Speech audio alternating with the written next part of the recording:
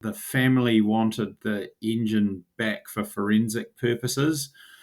It was in 74 meters. The Navy couldn't, they saw it with an ROV, but they couldn't get a line on it from the ROV. And so we were asked to go down there and dive it. And it was just friends doing favors for friends. There was no money. There was nothing, there was nothing professional about it.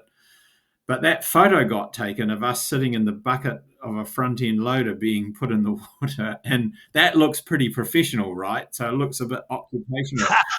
And when it appeared in the paper, uh, the, the occupational safety and health people here in New Zealand uh, gave me this very embarrassing phone call. And it was embarrassing because I'm one of their medical consultants. It was like, oh, sorry, Professor Mitchell, we have to ask you about your illegal commercial dive in Lake Wanaka, because you're not allowed to do a commercial dive out of the bucket of a front end loader to 74 meters without appropriate support, etc. But I did a bit of fast talking and convinced them that actually it was just us doing a technical dive as a favor for some friends.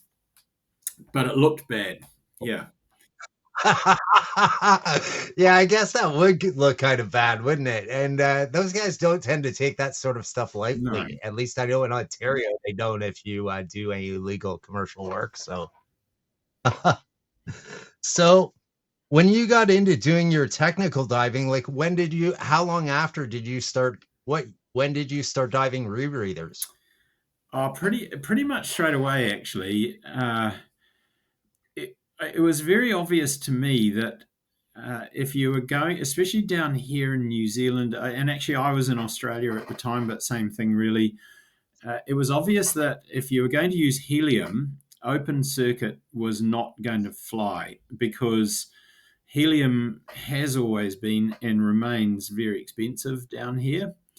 And so, although just to get the right ticks in the right boxes, I transitioned through open circuit trimix pretty quickly.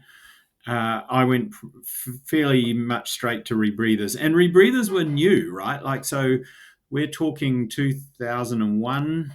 So the Yeah. inspo had only really just hit the market about 2 or 3 years before.